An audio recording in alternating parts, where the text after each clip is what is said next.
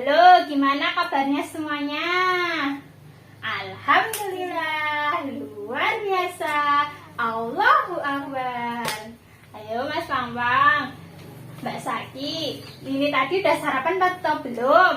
Udah pakai telur. Mantap. Terus Mas Pangeran? Telur juga? Mantap, enak dong. Tahu nggak sekarang Kak Windy mau ngapain?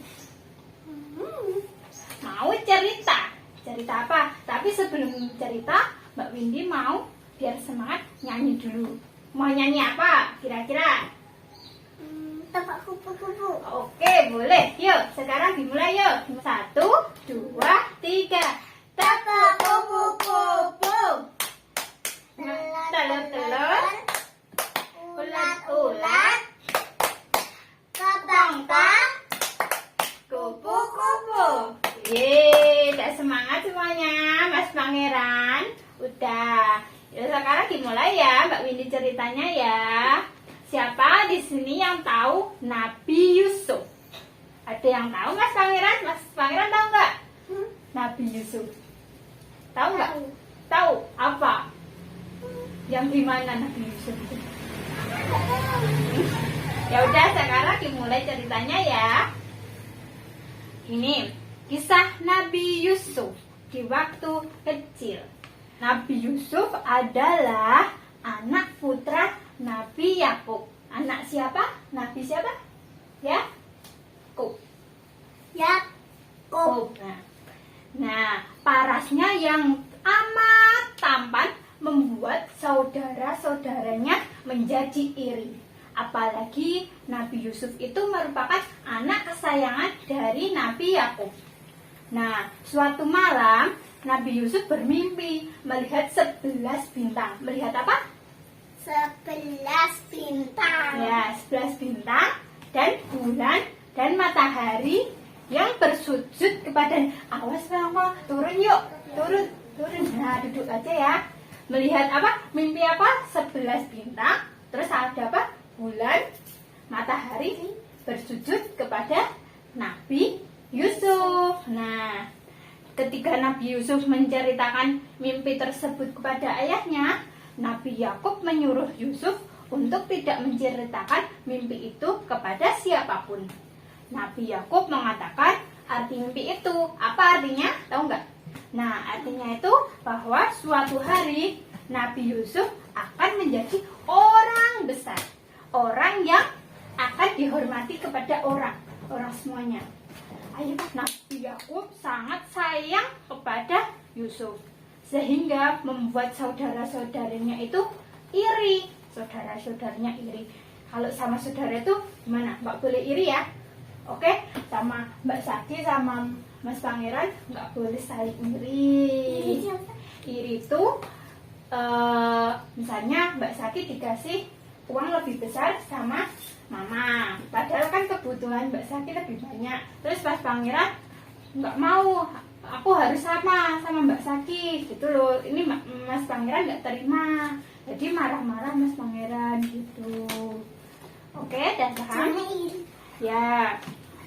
Terus setelah itu si saudara-saudaranya tadi berkumpul untuk membuat makar kepadanya agar Nabi Yusuf itu dijauhkan dari ayahnya, dan kasih sayang itu beralih kepada saudara-saudaranya. Setelah itu mulailah saudara-saudaranya tadi berpikir.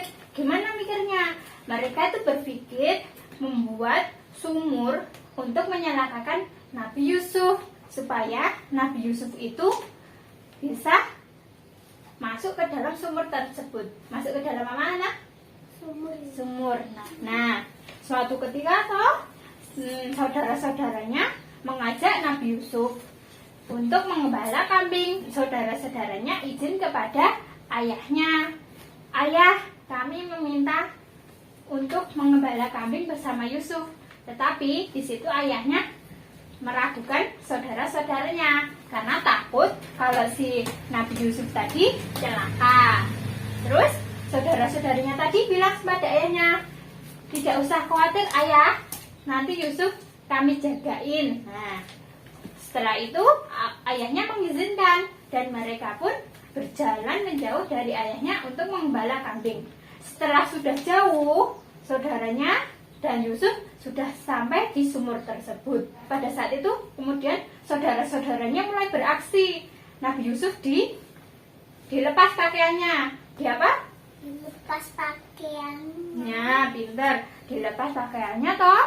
Terus kambing-kambingnya dibawanya tadi, nah dibunuh. Nanti terus darahnya itu dikasih ke pakaian Nabi Yusuf supaya mengira kalau Nabi Yusuf itu tadi dimakan oleh serigala. Padahal Nabi Yusuf, serigala itu yang itu loh, yang bingnya gitu loh, serigala. Ada toh? Pernah dengar toh? Nah, itu tadi kan saudara-saudaranya biar menganggap bahwa si Nabi Yusuf tadi dimakan oleh serigala, jadi dengan menyembelih kambing tadi untuk diambil darahnya supaya ayahnya percaya bahwa si Nabi Yusuf tadi dimakan serigala. Padahal tidak. Padahal tadi Nabi Yusuf dimasukkan di mana?